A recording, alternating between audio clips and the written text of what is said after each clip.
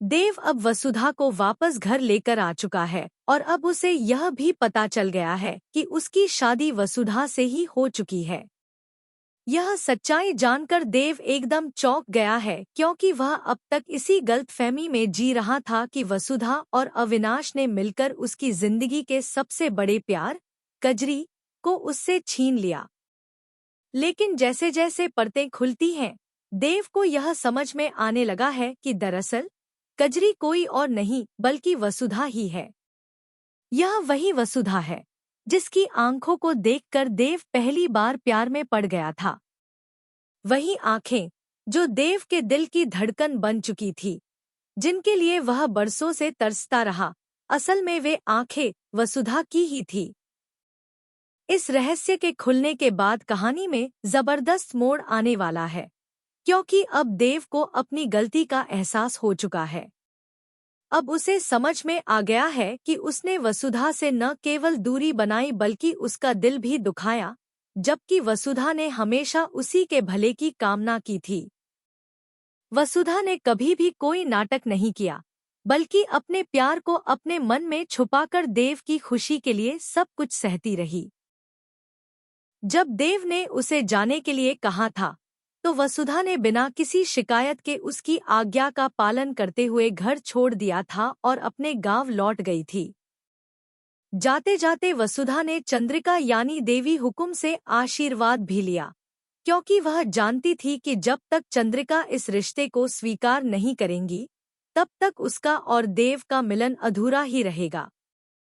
वहीं दूसरी ओर देव अंदर ही अंदर टूटता जा रहा था, क्योंकि उसे यह समझ में नहीं आ रहा था कि क्यों वह अपने प्यार से नहीं मिल पाया। जब अविनाश ने देव को समझाने की कोशिश की, तब भी देव ने वसुधा और अविनाश दोनों को ही दोषी ठहरा दिया। उसे यह लगा कि इन दोनों की वजह से ही वह कजरी से नहीं मिल पाया और अब शायद कभी नहीं मिल पाएगा। लेकिन जैसे ही उसे यह बड़ा सच पता चलता है कि कजरी और वसुधा एक ही हैं, देव के पैरों तले जमीन खिसक जाती है। उसे समझ आता है कि वह कितना बड़ा भ्रम पाले हुए था और उसने अनजाने में ही अपने सच्चे प्यार को ठुकरा दिया।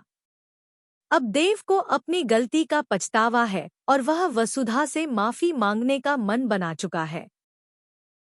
वह वसुधा के सामने जाकर उससे न केवल क्षमा मांगेगा बल्कि उससे यह भी पूछेगा कि उसने इतना बड़ा सच क्यों छुपाया। क्या उसे देव पर भरोसा नहीं था?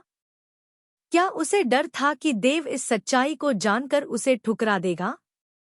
इस सवाल का जवाब वसुधा बड़ी ही भावुकता से देती है कि उसे डर इस बात का नहीं था कि देव उसे स्वीकार नहीं करेगा, बल्कि डर इस बात का था कि चंद्रिका, जो कि इस परिवार की सबसे बड़ी निर्णायक शक्ति है, इस रिश्ते को कभी भी स्वीकार नहीं करेंगी।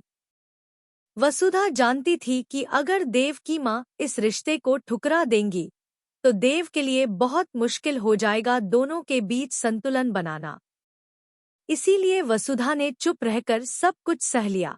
लेकिन अब जब देव को सच पता चल चुका है, तो वह किसी भी हालत में वसुधा को खोना नहीं चाहता। अब वह वादा करता है कि वह चंद्रिका से खुद बात करेगा और इस रिश्ते को अपनी मां की मंजूरी दिलवा कर रहेगा। वह वसुधा को भरोसा दिलाता है कि अब वह उसके साथ है और हर परिस्थिति में उसका साथ देगा। अब देव वसुधा को दोबारा प्रपोज करने वाला है, लेकिन इस बार दिल से, पूरी सच्चाई के साथ और रिश्ते को समाज तथा परिवार से मान्यता दिलाने की पूरी जिम्मेदारी उठाते हुए। ऐसे में कहानी में एक और दिलचस्प मोड़ आने वाला है, जब देव और वसुधा शादी करके घर लौटते हैं और चंद्रिका दोनों को एक साथ देखकर हैरान रह